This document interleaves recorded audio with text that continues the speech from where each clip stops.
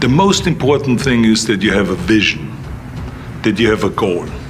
Because without that vision and without that goal, again, you're drifting around and you're never going to end up anywhere. People don't become successful just by accident.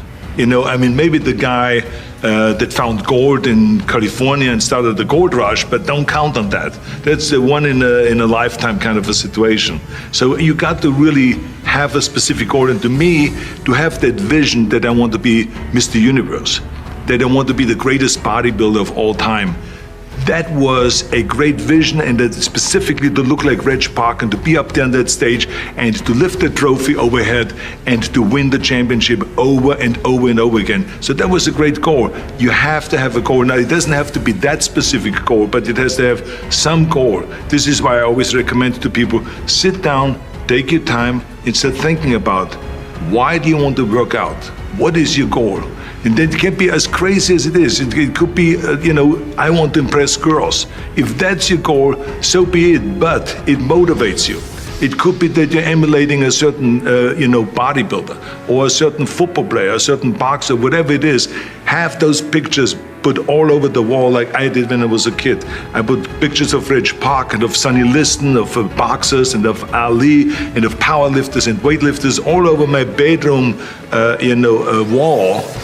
So that every day when I go to sleep, every day when I wake up, I look at those pictures and they motivate me. You need that motivation, and then therefore you have this kind of imprint in front of you all the time, and you know exactly what you're chasing. And this is why I always smiled when I was in the gym. People always came up to me and says, why are you smiling? You're working out 5 hours a day. You're doing the same as the other guys, but the other guys have a sour face. They're pissed off that they have to do another rep or another set or something. I looked forward to another 1,000 reps of sit-ups. I looked forward to another 500 pounds of leg press or squat. I looked forward to doing more and more curls until my arms fall off. Why? Because I knew that every rep that I did and every set that I did and more weights that I lifted, I get one step closer to turning that vision into reality.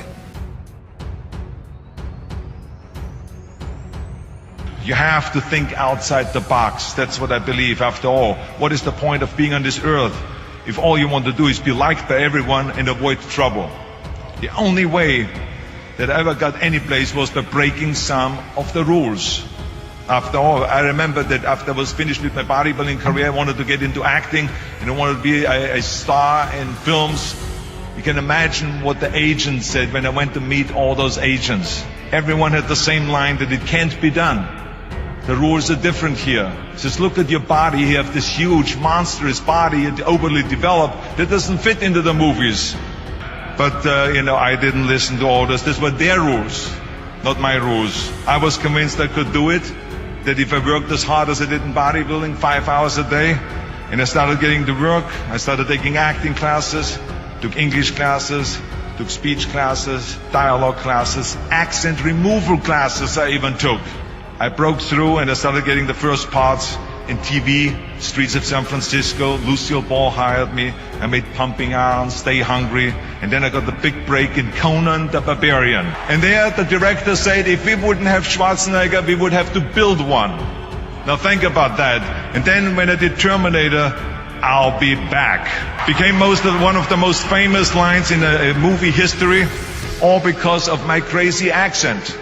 Now think about it. The things that the agent said will be totally a detriment and will be impossible for me to get a job, all of a sudden became an asset for me. All of those things, my accent, my body and everything. So it just shows you never listen that you can't do something. And you have to work your way up. Of course, run for something else first. I mean, it was the same when I ran for governor. The same lines that you have to work your way up, it can't be done. And then, of course, I ran for governor, and the rest, of course, is history. They said you have to start with a small job as mayor, and then as assemblyman, and then as lieutenant governor, and then as governor. And they said, that's the way it works in a political career. I said, I'm not interested in a political career.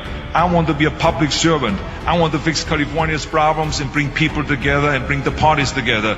So, like I said, I decided to run. I didn't pay attention to the rules, and I made it, and the rest is history.